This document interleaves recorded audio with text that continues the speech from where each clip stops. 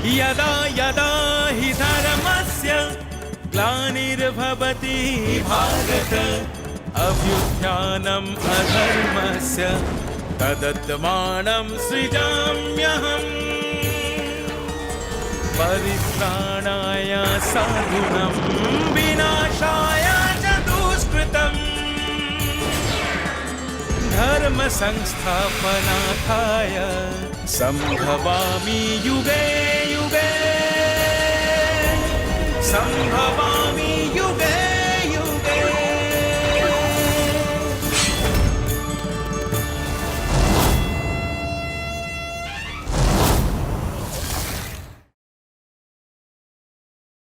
আমি আগেই বলেছিলাম দ্রোণাচার্যের হস্তিনাপুরে আগমন ছিল সময়েরই এক নির্দিষ্ট পরিকল্পনা। আর সেই পরিকল্পনার প্রথম ধাপ যেমন ছিল পাঞ্চাল রাজ ধ্রুপদ কর্তৃক দ্রোণাচার্যকে অপমান ও পারস্পরিক বৈরিতার সূচনা, তেমনি তার শেষ ধাপ ছিল ধ্রুপদের বিরুদ্ধে দ্রোণাচার্যের যুদ্ধ ঘোষণা এবং সেই হেতু কৌরব ও পাণ্ডবদের যুদ্ধে প্রেরণ। পাঞ্চাল রাজ ধ্রুপদকে বন্দী করতে হবে। হ্যাঁ, এমনই ছিল দ্রোণাচার্যের গুরুদক্ষিণার শর্ত। আর ঠিক এভাবেই যেন দ্রোণাচার্য তার ব্যক্তিগত অপমানের প্রতিশোধ নিতে ব্যবহার করলেন হস্তিনাপুরকে। পাঞ্চাল রাজ্যের সঙ্গে হস্তিনাপুরের শত্রুতার সম্পর্ককে। আর আমি ভীষ্ম সেদিনও উপলব্ধি করেছিলাম হস্তিনাপুরের জন্য অপেক্ষা করছে আরো বড় কোনো যুদ্ধ, যা হয়তো একমাত্র জানত সেই সময়।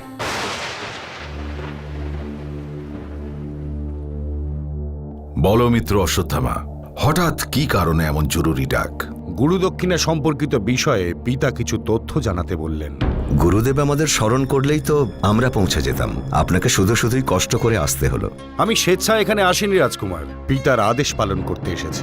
যেহেতু শিক্ষা শেষ করার পরে এটি আপনাদের প্রথম যুদ্ধ, তাই পিতা বলে পাঠিয়েছেন যুদ্ধ পরিকল্পনায় কোনরূপ সাহায্য লাগলে উনি আপনাদের সাহায্য করবেন, কিন্তু রণক্ষেত্রে উনি উপস্থিত থাকবেন না, কারণ এই যুদ্ধে জয়ী হয়ে আপনারা পিতাকেই গুরুদক্ষিণা দেবেন। আমরা 100 জন কৌরব মিলে রাজা দ্রুপদকে গুরুদেবের চরণে এনে ফেলব। আমাদের কোনো সাহায্যের প্রয়োজন নেই বন্ধু। 100 কেন? আমরা তো 105 জন কৌরব। না না না, একটু ভুল হয়ে গেল পুত্র ভীম। 100 জন কৌরব আর 5 জন মাত্র পাণ্ডব।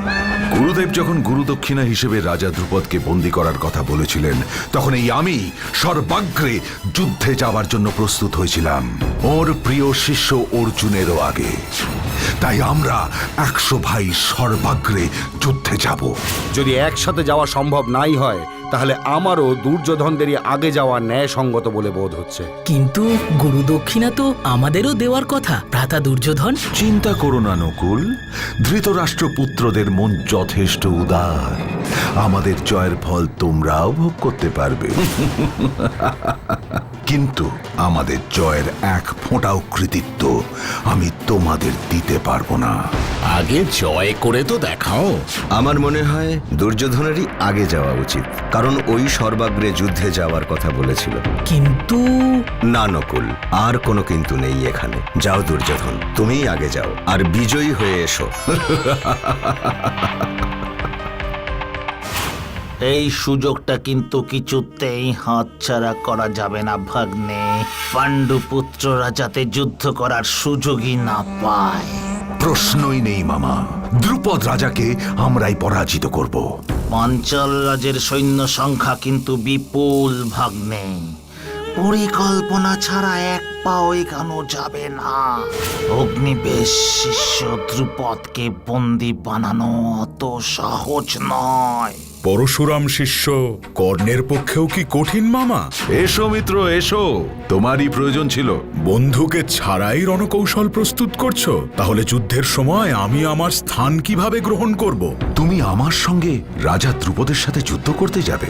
আমি তো তোমায় বলেই ছিলাম যে আমি সুরক্ষা কবচ হয়ে সারা জীবন তোমার পাশে থাকব। আর এ তো তোমার প্রথম যুদ্ধ, আমি থাকবো না? কর্ণ, রণকৌশলটা সাজিয়ে নিই চলো, তারপর অস্ত্রশস্ত্রগুলো একবার ভালো করে দেখে নিতে হবে। শুনেছি পাঞ্চাল নরেশ দ্রুপদ যুদ্ধনীতিতে অত্যন্ত তুখোড়। উনি যদি ব্যূহ সৃষ্টি করেন তাহলে আমাদের সেই ব্যূহ ভেদ করার কৌশল আগে থেকেই ঠিক করে রাখতে হবে। দুর্যোধন যখন তোমাদের যুদ্ধই করতে দেবে না, তাহলে তোমরা কেন যুদ্ধক্ষেত্রে যাওয়ার অনুমতি চাইছো? আমি তো কিছুই বুঝতে পারছি না। দুর্যোধন আর ওর ভাইদের যা পরাক্রম, তাতে ওদের আশায় বসে থাকলে আমাদের আর গুরুদক্ষিণা দেওয়া হবে না মা। তার মানে আমি বলছি মা, আসলে রাজা দ্রুপদের সৈন্য সংখ্যা অনেক এবং তারা অত্যন্ত শক্তিশালীও। তাই যদি দুর্ভাগ্যক্রমে ভ্রাতা দুর্যোধন ও বাকি ভাইয়েরা যুদ্ধে পরাজিত হয়, তাহলে আমরা যাতে পাঞ্চাল রাজ্যে পুনঃ আক্রমণ করতে পারি, তার জন্যই আমরা ওখানে যাচ্ছি। রাজমহিষী হয়ে আমি তোমাদের যুদ্ধে যেতে বারণ করতে পারবো না জানি, কিন্তু দিনের শেষে একজন রাজমহিষীও যে একজন মা। আমার দুধের শিশুরা এই তো সবে শিক্ষা শেষ করে মায়ের কোলে ফিরল, এখনই এত বড় প্রতিপক্ষের মুখোমুখি হতে চলেছে ভাবলেই আমার বুক কেঁপে উঠছে। বাবা, আমি যুদ্ধে যাচ্ছি জেনে আপনি খুশি নন? কোন বাবা তার পুত্র যুদ্ধে যাচ্ছে শুনে খুশি হয়? তার উপর প্রতিপক্ষ যদি এমন শক্তিশালী হয়। তার মানে আমাদের শৌর্যের প্রতি আপনার কোনো আস্থা নেই? না না না, তা কেন, অবশ্যই আছে। তোমার উপর অনাস্থা রাখা মানে তো নিজের যোগ্যতার উপরেই সন্দেহ প্রকাশ করা। তোর স্নেহ বড় ভীষণ বস্তু, তুমি বুঝবে না। তার উপর তোমরাই হলে এই অন্ধ পিতার একমাত্র জ্যোষ্ঠী, তাই তো সর্বদা এত ভয় পাই। মহারাজ যে কি বলেন? আমাদের পুত্র দুর্যোধনের শরীরে এখন 100 হাতির বল। সম্মুখ সমরে কেউ ওর সাথে পেরে উঠবে না। অবশ্য পেছনে যদি না কেউ ষড়যন্ত্র করে ওকে হারানোর চেষ্টা করে। বিজয়ী হও পুত্র। হস্তিনাপুরের সম্রাট হও পুত্র। হস্তিনাপুরের সম্রাট হও। মহারাজের জয় হোক। বলো মন্ত্রী, কি সংবাদ? হস্তিনাপুর রাজকুমারদের অস্ত্রগুরু দ্রোণাচার্য যুদ্ধের আহ্বান জানিয়ে পত্র পাঠিয়েছেন। মহারাজ ধৃতরাষ্ট্রের পুত্রেরা কাল পাঞ্চাল রাজ্য আক্রমণ করবেন। এই দুদিন আগে সবে যারা গুরুকুল থেকে ফিরেছে তারা রাজা দ্রুপদের সাথে যুদ্ধ করতে আসছে। সত্যি ওদের সাহসের প্রশংসা করতেই হবে। মহামন্ত্রী, সেনাপতিকে খবর দাও, আমার চতুরঙ্গ সেনা প্রস্তুত করতে বলো। যথা আজ্ঞা মহারাজ। আক্রমণ! আক্রমণ!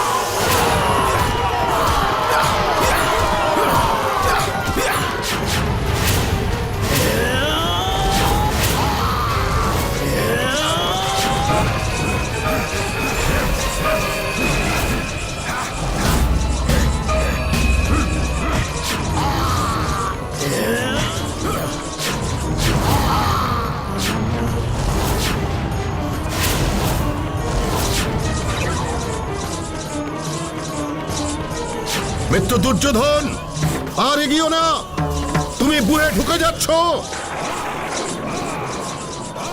না, আর দেরি করলে হবে না, দুর্যোধনকে বাঁচাতেই হবে।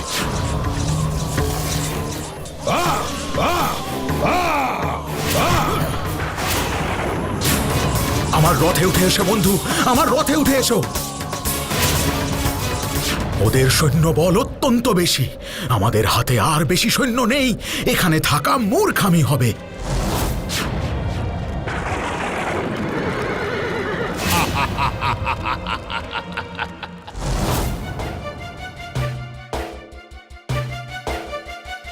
কি হয়েছে ভ্রাতা অর্জুন? তোমাকে খুব উতলা লাগছে। ওরা তো এখনো ফিরল না যুধিষ্ঠির দাদা। এখনো সূর্যাস্তের অনেক বাকি।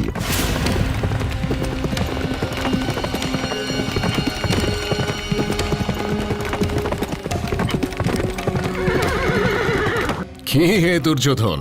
দ্রুপদ রাজা কোথায়? কই দেখতে পাচ্ছি না তো। পথ ছাড়ো ভীমসেন, আমাদের গন্তব্যে ফিরতে দাও। অবশ্যই অঙ্গরাজ, কারণ আপনারা পরাজিত হয়ে ফিরে গেলে তবেই না আমরা এই পথ দিয়ে নিজেদের জন্য জয় নিয়ে আসতে পারবো। কি ভাবছো জয় পাওয়া অতই সহজ? একটা কথা জেনে রাখো, যে যুদ্ধে আমি জিততে পারিনি সেই যুদ্ধে তোমরাও কোনোদিন জিততে পারবে না। আহ, মাঝ রাস্তায় তোমরা এসব কি শুরু করেছো? এমনিতেই অস্ত্র শিক্ষা প্রদর্শনের দিন হস্তিনাপুরের যথেষ্ট অপমান হয়েছে। ভীম, নকুল, ওদের পথ ছাড়ো। চলো কর্ণ।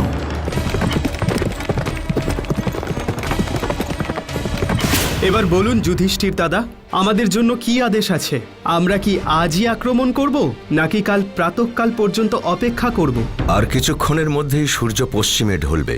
যুদ্ধ ভালোভাবে শুরু হবার আগেই স্থগিত হয়ে যাবে।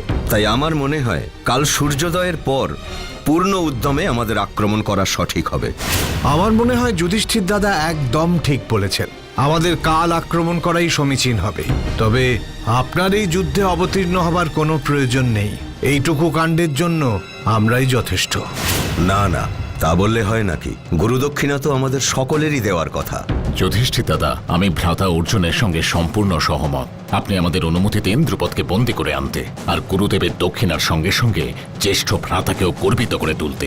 আর আমরা যদি কোনোভাবে পরাজিত হই, তখন না হয় আপনি গিয়ে আমাদের উদ্ধার করবেন। বেশ, তোমাদের সকলেরই যখন তাই মনে হচ্ছে, তবে তাই হোক। কাল অর্জুনের নেতৃত্বে তোমরা 4 জন আক্রমণ করো। তাহলে আজই দূত মারফত আমাদের আক্রমণের কথা দ্রুপদ রাজাকে জানিয়ে দেওয়া হোক। আমি চাই না যুদ্ধকালীন সৌজন্যে কোনো রকম ত্রুটি হোক, কারণ এখানে আমরা গুরু দ্রোণাচার্যের শিষ্য হিসেবে যুদ্ধ করতে এসেছি। একটা ছোট ত্রুটি হলেও তা গুরুদেবের শিক্ষার উপর প্রশ্ন তুলবে। অর্জুন একদম ঠিকই বলেছে। আমি আজই পাঞ্চাল নরেশের কাছে দূত পাঠাচ্ছি। প্রণাম রাজকুমার। পাঞ্চাল রাজ্যের মহামান্য মন্ত্রী পাণ্ডপুত্র রাজকুমার অর্জুনের দর্শন প্রার্থী। ওকে এখানে পাঠিয়ে দিন। যথাজ্ঞা রাজকুমার। প্রণাম রাজকুমার। আমি পাণ্ডুপুত্র অর্জুন। বলুন, আমি আপনাকে কিভাবে সাহায্য করতে পারি? রাজকুমার, আমাদের মহারাজ দূত মারফত পাঠানো আপনার সংবাদটি পেয়েছেন, আর সংবাদটি পাওয়ার পর থেকে রাজকুমার অর্জুনের সাথে সাক্ষাতের জন্য খুবই উদ্গ্রীব হয়ে আছেন। আমার সাথে? কিন্তু কেন? আমার সাথে তো মহারাজ দ্রুপদের পরিচয় নেই। সেই জন্যই তো মহারাজ আরো উদ্গ্রীব হয়ে আছেন। লোকমুখে ধনুর্বিদ্যায় আপনার পারদর্শিতার কথা শুনে উনি আপনার সাথে পরিচিত হবার ইচ্ছা প্রকাশ করেছেন। উনি বলেছেন আপনাকে রাজ অতিথির মর্যাদা দিয়ে প্রাসাদে নিয়ে যেতে। ওখানে উনি আপনাকে যথোচিত মর্যাদা দিয়ে আপনার সেবার ব্যবস্থা করবেন। মহামন্ত্রী, আপনি পাঞ্চাল রাজ দ্রুপদকে জানান তাঁর এই আন্তরিক ব্যবহারে আমি অত্যন্ত প্রসন্ন। কিন্তু একজন যুদ্ধোদ্যত ক্ষত্রিয়ের কাছে যুদ্ধই সবচেয়ে বড় প্রাপ্ত আতিথেয়তা। আপনি রাজা দ্রুপদকে বলুন আমার সাথে কাল রণভূমিতে সাক্ষাৎ করতে। কি ওইটুকু ছেলের এত বড় দুঃসাহস আমাকে বলে রণভূমিতে দেখা করতে? বেশ বেশ, তবে তাই হোক। কাল রণভূমিতেই আমি ওকে উচিত শিক্ষা দেব। মন্ত্রী, সেনাদের প্রস্তুত হতে বলো।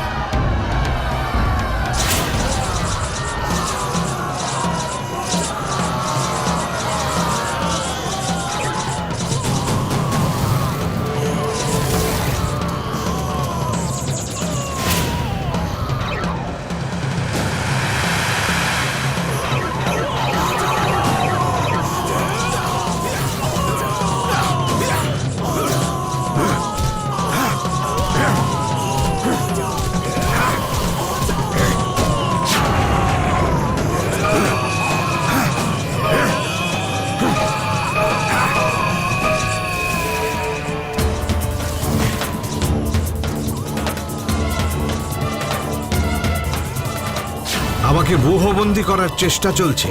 আমাকে এভাবে বন্দি করা অত সহজ নয়। রাজা দ্রুপদ, আমাকে ক্ষমা করবেন।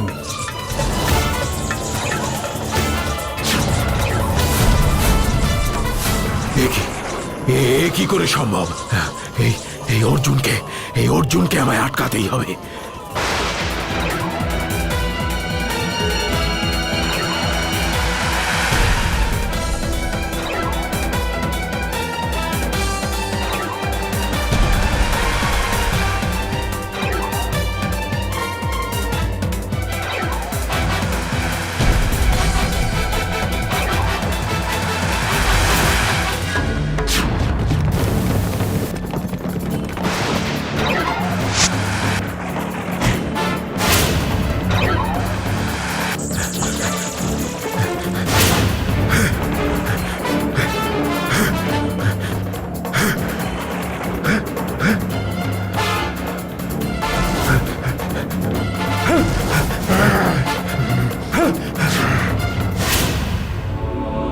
আমরা চেষ্টা করেছিলাম গুরুদেব, কিন্তু শেষ মুহূর্তে বিশাল সৈন্যবাহিনী এসে আমাদের ঘিরে ধরল, আর আমরা বাধ্য হলাম ফেরত আসতে। যুদ্ধে জেতাটাই বড় কথা নয় পুত্র, এই যে তুমি আপ্রাণ চেষ্টা করেছিলে জেতার, সেই মনোভাবটাই আসল। কিন্তু কিন্তু আপনার গুরুদক্ষিণা যে দিতে পারলাম না গুরুদেব। তাতেও খেদ নেই বৎস, তুমি চেয়েছিলে, এটাই বড় কথা। তবে তুমি যদি তোমাদের সাথে পাণ্ডবপুত্রদেরও সাথে নিতে, তাহলে হয়তো যুদ্ধের পরিণাম আজ অন্যরকম হতে পারত। কি আর অন্যরকম হতো গুরুদেব? আমাদের পরে তো পাণ্ডবরাও যুদ্ধে গেছে, এখনো তো ফেরেনি। কে জানে, হয়তো বন্দী হয়েছে রাজা দ্রুপদের হাতে।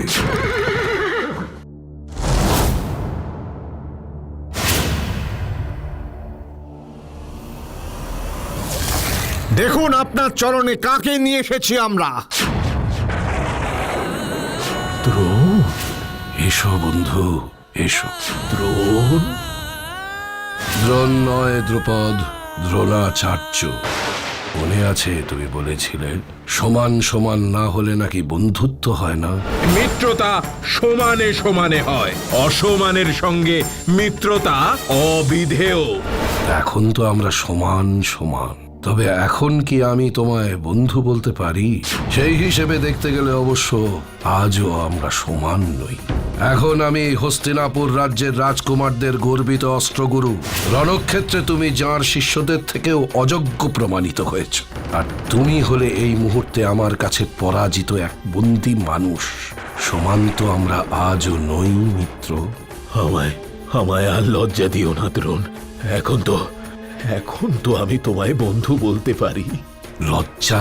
তুমি কেন লজ্জা পেতে যাবে বন্ধু? তোমার এই অধঃপতন সত্ত্বেও তো আমি তোমায় চিনতে অস্বীকার করিনি, বন্ধু হিসেবে পরিচয় দিতে কুণ্ঠাবোধ করিনি। লজ্জা তো আমি পেয়েছিলাম বন্ধু। মনে পড়ে সেদিন রাজসভার মাঝখানে দাঁড় করিয়ে আমাকে অপমান করার কথা? মনে পড়ে মিত্র? প্রহরী, এই উন্মাদকে বন্দী করে রাজপ্রাসাদের বাইরে ছুড়ে ফেলে দিয়ে এসো। আমায় ক্ষমা করে দাও বন্ধু। আমি তোমার কাছে প্রাণ ভিক্ষা চাইছি। এ কি প্রাণ ভিক্ষা চাইছো কেন? অস্ত্রগুরু হলেও আমি তো আর ক্ষত্রিয় নই। ব্রাহ্মণের ক্রোধ ক্ষণজন্ম হয়। তোমার প্রাণ নিয়ে আমি কি করব? যদি পারো তো আমার সখ্যতা স্বীকার করো। স্বীকার করলাম বন্ধু, স্বীকার করলাম। আমি তোমার সখ্যতা স্বীকার করলাম। রাজসভায় যে অপমান আমি তোমায় করেছিলাম, তার জন্য আমি আজীবন ক্ষমা প্রার্থী হয়ে থাকবো তোমার কাছে। কি অদ্ভুত না? একদিন যাকে শুধু এক মুঠো অন্ন দান করে বন্ধুত্বের থেকে নিষ্কৃতি পেতে চেয়েছিলে, এখন আজীবন তারই কাছে প্রার্থী হয়ে থাকতে চাইছো। ও সব কথা ভুলে যাও বন্ধু, ভুলে যাও। আজ তো আমি নিঃস্ব। আমার জন্য আর রাগ প্রতিপালন করো না। নিঃস্ব না দ্রুপদ, যতদিন আমার কাছে ঐশ্বর্য আছে ততদিন তুমি নিঃস্ব হতেই পারো না। মনে আছে গুরুকুল ছেড়ে যাওয়ার আগে তুমি আমায় কি কথা দিয়েছিলে? তোমার রাজসুখের অর্ধেক আমার। তুমি ভুলে গেলেও আমি কিন্তু সে কথা ভুলিনি। তোমার যখনই কোনো কিছুর প্রয়োজন হবে তুমি আমার কাছে অবশ্যই আসবে। সব সময় মনে রাখবে যে আমার রাজ্য সুখের অর্ধেক ভাগ তোমার। তাই ঘটনাচক্রে যখন পাঞ্চাল রাজ্য আমার অধিকারে আছে, তখন আমি বন্ধুত্বের সেই অঙ্গীকার পূরণ করতে চাই। আমার অধিকৃত পাঞ্চাল রাজ্যের অর্ধেকটা আমি তোমায় দিলাম। আজ থেকে গঙ্গার দক্ষিণ দিকের অংশ তোমার, আর গঙ্গার উত্তর ভাগ আমার অধিকারে থাকবে। আমি চিরজীবন তোমার কাছে ঋণী রইলাম দ্রোণ, চিরদিন ঋণী হয়ে রইলাম।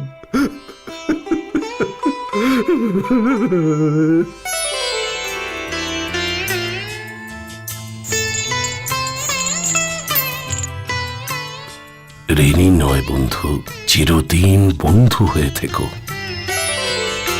বন্ধু হয়ে থেকো।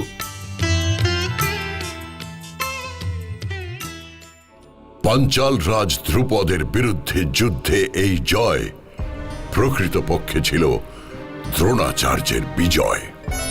যে জয় না ছিল হস্তিনাপুরের, না ছিল পাণ্ডবদের।